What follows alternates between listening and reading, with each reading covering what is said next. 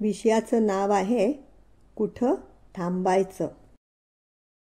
वाहणं हा जसा पाण्याचा गुणधर्म आहे तसा वाहवत जाणं हा माणसाचा गुणधर्म आहे. म्हणूनच वाटतं कुणी कुठं थांबायचं आणि कुणाला कुठं थांबवायचं हा ज्याचा त्याचा प्रश्न आहे. तर मंडळी, पाण्याचंच बघा, वेळीच नाही थांबवलं तर वाहत जातं. त्याच पाण्याला योग्य वळण दिलं, शेताकडे वळवलं, बांधाकडे पाठवलं किंवा तेच पाणी साठा करून योग्य वेळी वापरलं तर त्याचा नक्कीच उपयोग होतो. यामध्ये दोष पाण्याचा नाही, दोष असेलच तर व्यक्तीचा आहे, दोष पाहणाऱ्याच्या निष्क्रियतेचा आहे. थोड्याफार प्रमाणात जी गोष्ट पाण्याची तीच गोष्ट माणसाची. माणूस समाजप्रिय प्राणी आहे. त्याला एकट्याला फारसं करमत नाही, किंबहुना तो फार काळ एकटा राहू शकत नाही. तो सतत कुणा ना कुणाच्या सानिध्यात असतो, संपर्कात असतो. कधी कधी तो इतका वाहवत जातो की त्याला थांबवणं फारच अवघड होऊन जाते. त्याचे भयंकर परिणाम त्याला तर भोगावे लागतातच, पण त्याचबरोबर त्याच्या कुटुंबातील तसेच सानिध्यात येणाऱ्या लोकांनाही भोगावे लागतात. जेव्हा त्याला त्याची चूक कळते आणि सुधारण्याची इच्छा होते तेव्हा वेळ निघून गेलेली असते. व्यसन, मग ते कोणतेही असो, दारू, तंबाखू, सिगारेट, जोपर्यंत हे सारं मर्यादित प्रमाणात असते तोपर्यंत त्याचा त्याला आणि त्याच्या संपर्कात येणाऱ्या लोकांना फरक पडत नाही. पण हेच प्रमाणाबाहेर गेलं की त्याचा वाईट परिणाम झालाच म्हणून समजा. म्हणून कुठं थांबायचं हे महत्त्वाचं. जगण्यासाठी जसे अन्न, वस्त्र, निवारा याबरोबर वैचारिक बैठकी तितकीच महत्त्वाची असते. एखादी खाण्याची वस्तू आवडते म्हणून भरपूर प्रमाणात खाल्ली तर शरीराला नक्कीच त्रास होणार. पोट किती काळ अत्याचार सहन करणार? अति गोड, अति तिखट, अति आंबट याचा व्हायचा तो अनिष्ट परिणाम होणार. त्रास सहन करावा लागणार आणि त्याचे परिणामही भोगावे लागणार.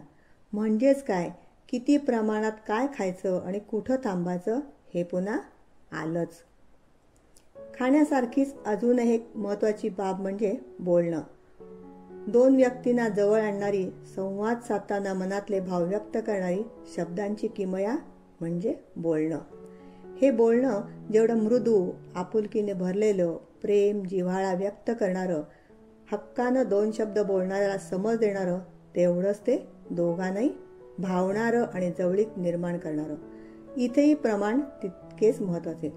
कधीही सीमारेषा ओलांडली गेली तर परिणामस्वरूप समोरील व्यक्ती कळत नकळत बोलणाऱ्याकडे दुर्लक्ष करते, आळोखे पिळोखे देते, समोरच्या माणसाचे कंटाळवाणे बोलणे कधी संपेल याची वाट पाहते. बोलणं थांबवण्याचं धाडस त्याच्याकडे नसतं किंवा वयाचा, मानाचा, नात्याचा तर कधी संस्काराचा परिणाम म्हणून मौन पाळले जाते. हळूहळू अशा व्यक्तीला लोक टाळू लागतात, कधी कधी खिल्ली उडवतात. म्हणून कधीही बोलताना समोरच्या व्यक्तीची आवड निवड, सवड, वय लक्षात घेऊन बोलण्यावर संयम ठेवला पाहिजे. अर्थात पुन्हा कुठं थांबायचं हे आलंच. अन्न, वस्त्र, निवारा याचबरोबर शरीराला अजूनही काही गोष्टींची आवश्यकता असते. त्या म्हणजे व्यायाम, चालणं, मनोरंजन इत्यादी. इथे कोणत्याही बाबतीत प्रमाण बाहेर गेले की त्याचा फायदा होण्याऐवजी तोटा होणार, नुकसान होणार. म्हणून कुठे थांबायचं हे आलंच. सर्वात शेवटचा पण महत्त्वाचा मुद्दा म्हणजे नातेसंबंध, ज्यावर आपली संपूर्ण कुटुंब व्यवस्था अवलंबून आहे. प्रत्येक व्यक्ती वेगळी आणि तिचे स्वभाव विशेषही वेगळे. म्हणूनच म्हणतात, व्यक्ती तितक्या प्रकृती. दोन व्यक्ती म्हणजे दोन भिन्न मतं, दोन भिन्न विचार, तर मतभेद हे आलेच. त्यातून वादविवाद, भांडण, मारामारी यांची वेळ येते. कधी कधी तर या सर्वांचा अतिरेक होतो आणि सूड उगवला जातो. आयुष्य उद्ध्वस्त करण्यापर्यंत मजल जाते आणि माणूस आयुष्यातून उठतो. त्याचे परिणाम त्याच्या कुटुंबाला, त्याचबरोबर त्याच्या नातेवाईकांना आणि समाजालाही भोगावे लागतात. म्हणजेच राग, लोभ, प्रेम सर्वावरती संयम हवाच. विचारवृत्ती हवी, मोठ्या मनाने माफ करण्याची तयारीही हवी.